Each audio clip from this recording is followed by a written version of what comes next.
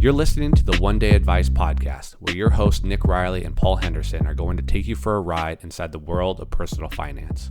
Together, we're going to give you a fully transparent, behind-the-scenes look into the financial services industry, helping you to optimize your financial life along the way.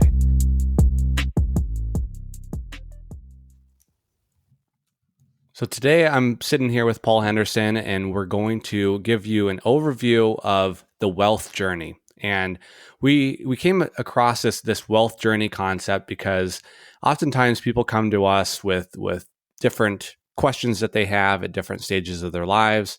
And I think many people pigeonhole themselves into their age bracket. So when they're in their 30s, they feel like they should be starting a family or raising a family to some extent, be pretty mature in their careers. But the reality is we're not all, you look at a Mark Zuckerberg who makes $1 billion before he turns 30, or the Colonel Sanders, who didn't hit his stride until age 65 with KFC. So everyone matures at different stages of their life. So we think it's a better way of kind of measuring the journey of life around your wealth by setting each stage into different kind of wealth stages. So we're going to give a little overview on where that wealth foundation stage begins and evolves into the wealth building stage, which evolves into the accumulation stage of wealth, and then ultimately end with the wealth preservation or distribution phase of life. And maybe to kick things off, we'll just start with the wealth foundation stage. So what we mean by this is oftentimes you just graduated from college, you're starting your career, you're starting to navigate employer benefits. And there's a lot of things that come up in conversations with clients around employer benefits. Paul, do you want to kind of add some color to aspects of employer benefits? Well, I mean, employer benefits, other foundation things. I'm laughing a little bit because Colonel Sanders probably feels a bit slighted that I think he would argue maybe he was mature, just hadn't really hit his financial stride until later. But yeah, I agree. I think that too often we talk about ages, and then people are like, well, yeah, I shouldn't compare myself to Mark Zuckerberg, but my next door neighbor is 10 years younger and has done something that I would like to do. And you discount what you've accomplished in your own life and how that kind of ties into your own values. And I think it's super common. We all compare ourselves to people, but I do, in our conversations, I really like this shift to a wealth journey idea. And starting with that wealth foundation is great because you don't have to be a certain age, but you do need to lay a foundation for your life at some point. And, I'll come back to employer benefits. Like that's important. Like that gets you, potentially a 401k. It gets you thinking about retirement. And, more and more we're seeing kind of opt out type plans where you're automatically put in and you have to choose to get out of it.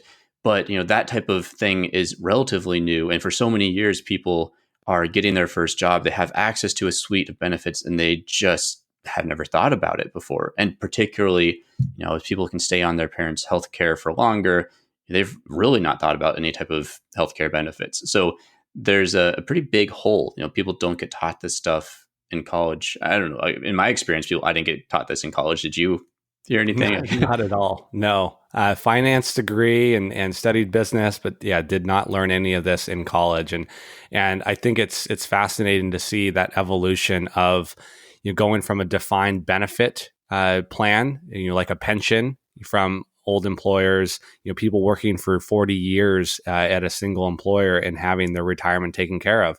And that's evolved towards a defined contribution model where it's your retirement is defined by the contributions that you decide to make personally. So that's where the 401ks come about and other employer benefit packages. But that wealth foundation stage, it could be in your 20s, but it could also be in your 40s. Maybe you realize the last 20 years you were goofing off or just not making good decisions financially. So that foundation stage might start later on in life, but through promotions, various career paths, and kind of just setting the stage for further income growth down the road.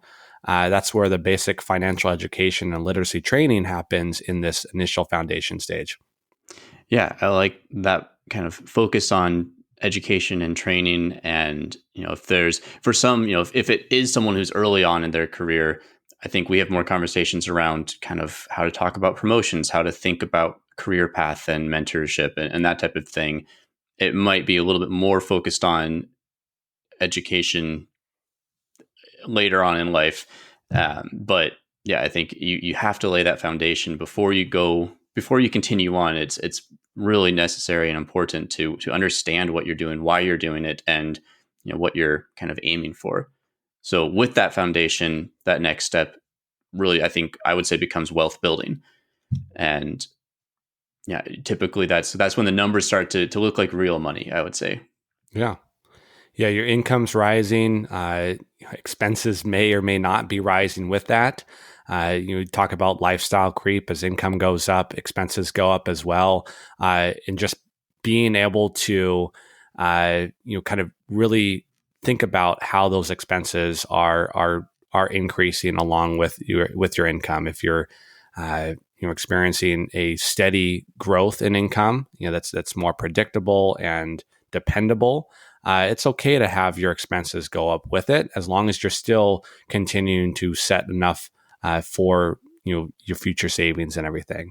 And in this wealth building stage, further complications start to come up as well financially. So your life naturally with more money, more problems, I guess.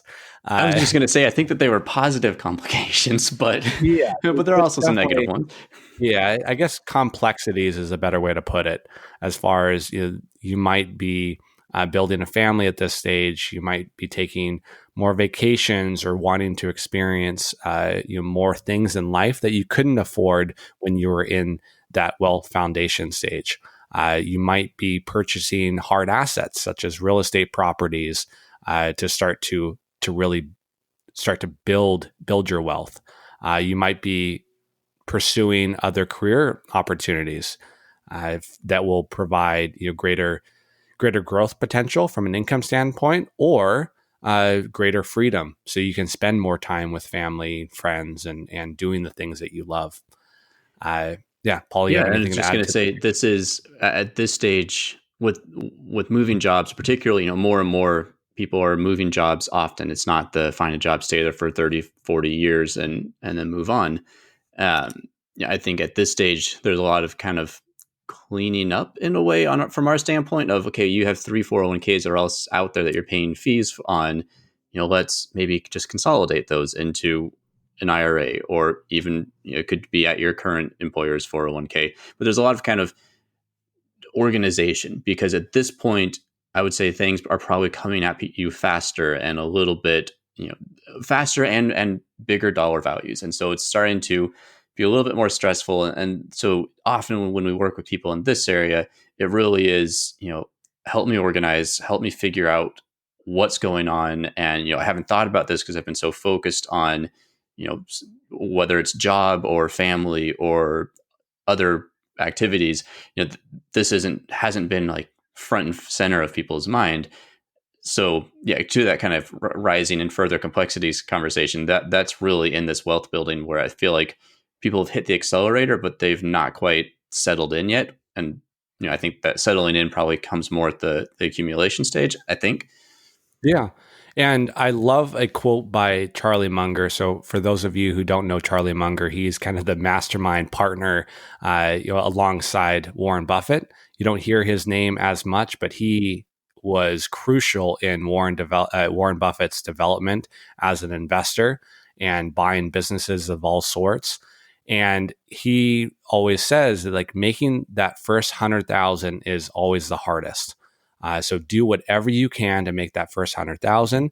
Once you hit that mark in savings, you can ease off the accelerator a little bit. And I think it's so true. Is that initial money is much harder to gain, but once you get those savings built up, that allows you to evolve into that wealth accumulation stage of your life where your money starts to work for you and starts to compound. So all aspects of your life start to compound in a sense. Your income, the value in the workplace that you offer, starts to compound. The money that you've accumulated and began to grow and invest in, whether that's investments or real estate, those that money starts to compound as well. So you get to this stage where your money is truly working for you, and allows you to take a step back a little bit and really enjoy the finer things in life, rather than just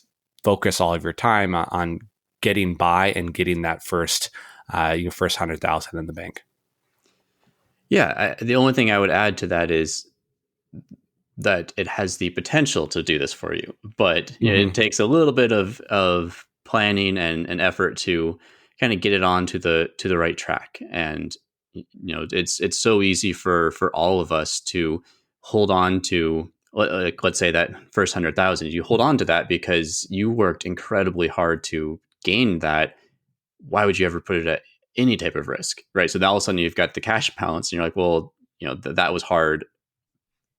Hopefully, the next one will show up or something. Um, I think it's important to say, okay, this was hard, but now I am going to do this right. I am going to invest appropriately. I'm going to invest in line with my time horizon and my goals. I think you have the potential there, but there is still an action step that has to happen. Absolutely. And as far as other income kind of streams that people have at this stage that we encounter for a lot of our clients is they're at a very mature stage in their careers, and typically we find that people in their 40s, early 50s are at that peak earning potential of their career. So they've kind of gradually moved up through that period, and so that wealth accumulation stage, they might be, have complicated stock options, executive compensation, uh, other investment opportunities that might come to them at that stage because they have money to invest, and they're also trying to slowly start to diversify their portfolio a little bit more, and that kind of is a good transition into the final stage that we see in being the wealth preservation and distribution stage. So by that we mean you've reached a point in wealth where you can live off of what you've already created, but are also figuring out how to preserve that as a legacy that you could perhaps distribute to your kids, your grandkids, to charities in a tax efficient way. Uh, so, some things that come up at this stage are, vocational freedom. And we work with clients that, initially they wanted to have, full retirement, but then they realized that they want to have kind of an encore career. And a lot of our clients and people that we've worked with have taken their skill set and their knowledge base that they've accumulated over the years in their professional career and become consultants. And they are able to start to add value, doing more consulting work, and some make more money doing consulting than they did in their 9 to 5 jobs prior to retirement. So it definitely provides some freedom from a money standpoint and a life standpoint. Yeah, and I think it's easy to kind of overlook or ignore that this last, well, we'll just call it the last stage, because it feels so far out there, or the idea of having wealth that you need to preserve, or you might leave a legacy with, or that type of thing. It sounds like someone else. It sounds like that's not really going to be me. But I think it's super important to look at that and say, okay, let's just assume that there will be some money at the end. What do I want to have happen with that? And if your intention is, I want to, spend the last dollar as I drop, that's important to take into consideration, because that's going to impact how your that wealth building and a wealth accumulation stage looks. You might not need to have the same saving rate, or maybe you are going to be spending a little bit more on experiences at that point. For other people who really do say, I want to pay for, my kids' college, my grandkids' college, I want to leave scholarships. That's going to be a different wealth building and wealth accumulation stage. And, neither one is better. They're different, and they're going to, it's going to depend on each individual and what's important to them, and kind of how they want to live or plan their life. Hmm. So it's really important to, go into each of these stages with always an eye towards the future and some idea of, what are you actually trying to accomplish. Yeah, absolutely. And that's where kind of the financial planning or financial modeling comes, you know, to the front in showing and demonstrating what range of income you can provide yourself on your own wealth in retirement. Some people, you might have a significant drop off in spending upon retirement, whereas others might have an initial spike in their first few years of retirement as they're doing all the things they've been anticipating wanting to do, and sail around the world or travel or do whatever. And then that drops back down to more of a norm, or they realize after that they did what they wanted to do and they want to go back to work and start to contribute to other businesses or start their own business, start to do things that they have the ability to do because they don't have to rely on money. And I think it's important too to note that these different stages are not necessarily purely linear either. So as a business owner, uh, you might hit it off early on in life and be at a point where you want to preserve and just travel and have some freedom, but then get back to a point where you want to accumulate wealth again and build another business. And so you might go back and forth between these stages of life, but each stage has opportunities for pretty in-depth financial planning conversations with a financial planner to kind of project where you want to be over the next 5 to 10 years, but also plan proactively to your current experiences and the things that you're going through. Yeah, and it's interesting. I love a good spreadsheet, and I love, the number side of this, but I think it's easy to overlook the importance of planning and just honestly the conversation around a lot of this. If I can have the perfect spreadsheet, I can have the perfect cash flow for somebody, but if it's not really what they, it's not really who they are, it doesn't really matter. Like, they'll leave the office and the cash flow is gone and they're going to continue doing what they want to do.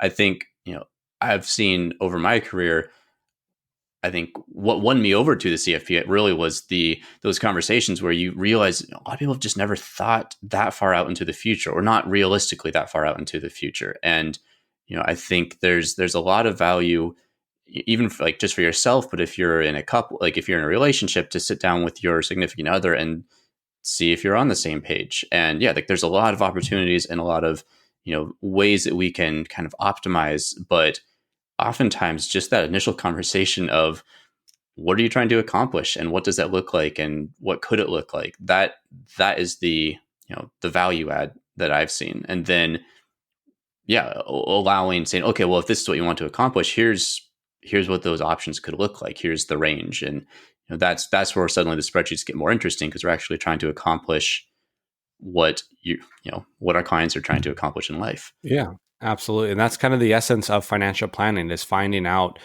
from our clients, what truly matters in their life and try to align their financials to you bring those values and align their money to what they want out of life as well. And it's not a perfect math system. I mean, there's a lot of variables that are out of our control. But I think some of the overarching themes of this wealth journey is that as time passes, your priorities and your goals change. We are different people than we were 5 years ago. Even last year, I feel like people change. In ways that they want new things out of life, or they no longer want the things that they used to have. Circumstances come up that are out of our control that change our outlook, change the way we view the world and our perception of the world. So these things are, that's why it's so important to have these ongoing conversations and find out how your money can fit in to make the life that you want possible. And then just really setting and reviewing goals periodically. So, like I said, your goals will change over time. Making sure you write those down, set those goals, but review those on a periodic basis and make adjustments where needed. You might want to scratch some off the list. You might want to add some, but continually evaluating any risks or opportunities that are available to you at any point through your wealth journey, and then plan strategically for that. So I think that's a good enough overview. Paul, did you have anything else to add? I was thinking the same thing. I was just going to add that, we kind of talked about, I guess, kind of the art side of this at the end, but I just wanted to tie it back and say, so we talked about a wealth foundation stage, we talked about wealth building stage, wealth accumulation, and then wealth preservation and distribution. And I think each of those stages, the importance of planning, the importance of kind of thoughtfully approaching all of this are equally important. And we're trying to take this away from just make it age based and more of a where you are on that journey. But you don't have to hit the wealth accumulation stage before these types of planning conversations are important. I think it's Absolutely. from day, we'll just call it day one. These are helpful conversations to have. How it gets, the conversations you might have with us are going to look different just based on where you're at in your own personal journey. But it's always an important conversation. That's Yeah, what all I was going to add. definitely. Yeah, and if any of you listeners are wanting to, open up about your wealth journey with us and get a second opinion, or just have a sounding board around how to navigate that journey, feel free to email us at hello@onedayadvice.com or visit our website as well. But hopefully this was helpful for you, and thanks for listening. Hi, I'm Nick Riley, the founder of One Day Advice, a financial planning and wealth management firm dedicated to providing actionable, commission-free financial advice. As a fiduciary, we put your interests first, just like it should be. While we may call Seattle home, we run a virtual practice that allows us to serve clients across the United States. Our goal is to empower you to take control of your financial life, freeing you to do the things that matter to you most. If you have feedback for us or would like to learn more about the experiences we offer our clients, you may contact us directly by emailing us at hello@onedayadvice.com or by visiting our website. If you like what you've heard, we'd greatly appreciate your help in spreading the word. After all, we are financial educators, not marketers. Thanks for listening, and remember to leave us a review.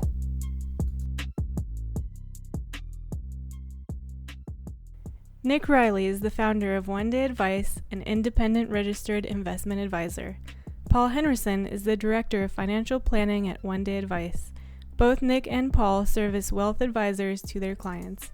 All opinions expressed by Nick, Paul, and podcast guests are solely their own opinions and do not reflect the opinion of One Day Advice. This podcast is for informational purposes only and should not be relied upon as a basis for investment or financial decisions.